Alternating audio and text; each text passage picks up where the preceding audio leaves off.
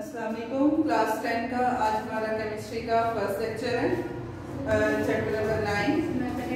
ये chapter first है आपका केमिस्ट्री का। आज हम लोग पढ़ने जा रहे हैं chemical equilibrium. Chemical equilibrium chapter का नाम है।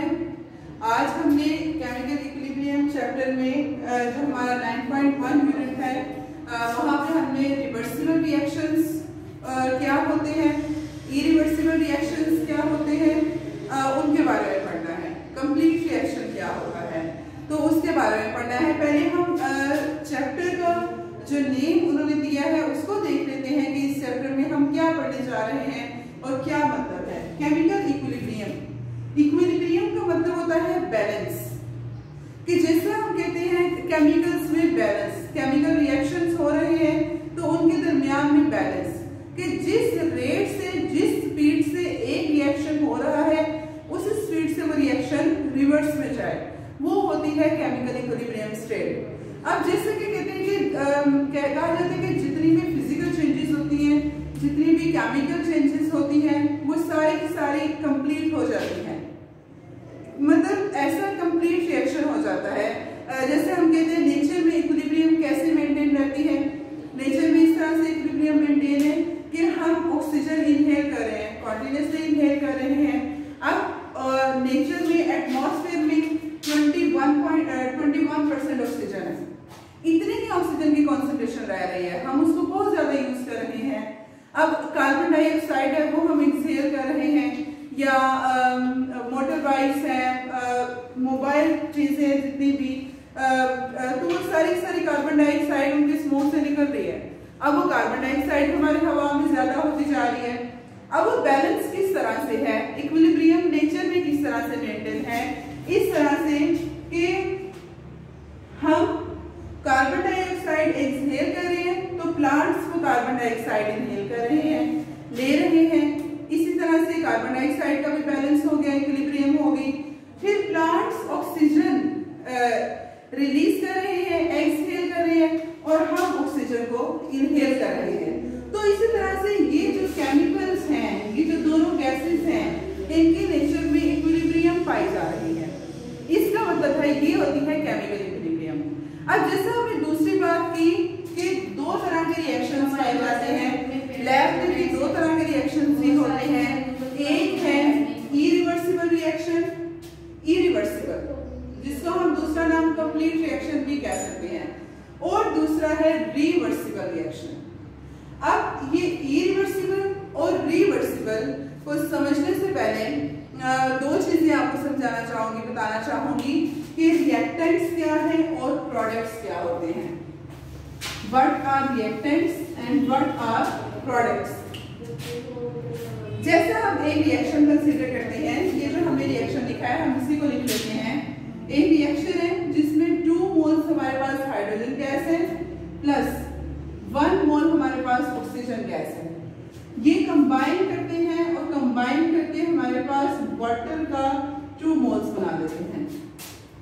अब जो चीजें कंबाइन की हैं, जो सब्सटेंसेस कंबाइन किए हैं, इनको हम कहते हैं reactants, and these substances, the reactants combine to form a new substance, उसको हम कहते हैं प्रोडक्ट। जैसे यहाँ पे हमारे पास hydrogen gas, oxygen gas reactants, और वाटर क्या है, product. The substances that combine to form a new substance are known as reactants, and the new substance formed as a result of recombination of reactants is known as product। अब हम कह रहे हैं कि complete reaction एक ऐसा reaction जिसमें जो सारे के सारे रिएक्टेंट्स हैं वो कंप्लीटली प्रोडक्ट में कन्वर्ट हो जाएं, कंप्लीटली कन्वर्ट हो जाए प्रोडक्ट में, कोई भी रिएक्टेंट ना बचे, उसको हम कहते हैं कंप्लीट रिएक्शन। अब जैसा हमने बात की कि दो रिएक्शंस हैं, इरिवर्सिबल रिएक्शन है और रिवर्सिबल रिएक्शन है।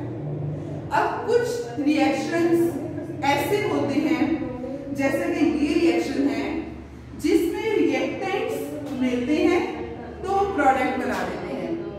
लेकिन अगर हम कहें, फॉर एग्जाम्पल मैं कह रही हूँ, एक हमारे पास फ्लास्क है, बंद है, सील्ड है। उस फ्लास्क में हमने ली हाइड्रोजन गैस और उस फ्लास्क में हमने डाली ऑक्सीजन गैस। अब ऑक्सीजन के मॉलिक्यूल और हाइड्रोजन गैस के मॉलिक्यूल्स हैं, ये दोनों गैसेस के जो मॉलिक्यूल्स हैं ये कोलाइड करेंगे, टकराएंगे एक दूसरे के साथ और एज ए रिजल्ट ये बना देंगे वाटर। फ्लास्क क्लोज है, एनवायरनमेंट जो दिया है वही है। अब वो जो इन्होंने बनाया है वो पानी ही रहेगा। अब हम ये उसी फ्लास्क में थोड़ी देर बाद पानी जो है वो हाइड्रोजन और ऑक्सीजन में चेंज हो जाए तो ऐसा नहीं होगा। तो इसका मतलब है कि हमारे पास जो रिएक्टेंट है वो मिलके बना रही है प्रोडक्ट, लेकिन प्रोडक्ट दोबारा रिएक्टेंट नहीं बना रहा। हम कहते हैं रिवर्स, रिवर्स होता है मुड़ना कि जिस डायरेक्शन में जा रहा है दोबारा उसी डायरेक्शन में मुड़ जाए, वो होता है रिवर्सिबल रिएक्शन कि जिसमें प्रोडक्ट मिलके रिएक्टेंट बना लो। लेकिन ऐसा रिएक्शन जिसमें प्रोडक्ट्स मिलके रिएक्टेंट नहीं बनाते, उन रिएक्शंस को हम कहते हैं इरिवर्सिबल। ई मतलब नॉट रिवर्सिबल रिएक्शन, कि ऐसे रिएक्शन जिनमें products do not recombine to form reactants are known as irreversible reactions। अब जैसे कि सिंगल एरो से अब हम अगर इन रिएक्शंस की कैरेक्टरिस्टिक्स देखें कि क्या हैं, तो इसी एक रिएक्शन से हमने इसकी कैरेक्टरिस्टिक्स लिखी है। अब इस रिएक्शन को हम किस एरो से रिप्रेजेंट कर रहे हैं? सिंगल एरो से। तो पहले इसकी कैरेक्टरिस्टिक्स है the reaction is represented by single arrow, the irreversible reactions are represented by single arrow। अब आपको मुझे बताना है कि ये रिएक्शन किस डायरेक्शन में जा रहा है, लेफ्ट से राइट में। क्या ये रिएक्शन राइट से लेफ्ट में जा रहा है? क्या वाटर दोबारा हाइड्रोजन और ऑक्सीजन बना रहा है? नो, एक ही डायरेक्शन में है। तो the reaction proceed in single direction. The reaction proceed in single direction. इसका ये पॉइंट। और दूसरा हम एरो से इसको रिप्रेजेंट कर रहे हैं, और एरो से यूजुअली हम वो रिएक्शंस रिप्रेजेंट करते हैं जिनमें ऑलमोस्ट सारे के सारे रिएक्टेंट्स प्रोडक्ट में कन्वर्ट हो चुके हों, कोई भी रिएक्टेंट पीछे ना बचे। तो तीसरी इसकी कैरेक्टरिस्टिक होगी the reaction is supposed to complete, कि हमारे पास ये रिएक्शन कंप्लीट हो चुका है। अब बिल्कुल इसका ऑपोजिट है रिवर्सिबल रिएक्शन। रिवर्सिबल, रिवर्स से ये वर्ड निकला है कि जिसको हम मोड़ सकें, मतलब कि रिएक्टेंट मिलकर प्रोडक्ट बनाए और प्रोडक्ट दोबारा रिएक्टेंट्स में चेंज हो जाए, उन रिएक्शंस को हम कहते हैं reversible reaction. Those reactions in which products recombine to form reactants. जैसे कि लैब में हम एक एक्सपेरिमेंट परफॉर्म करते हैं, तो उसमें हम क्या करते हैं, एक क्लोज फ्लास्क में हम लेते हैं आयोडीन।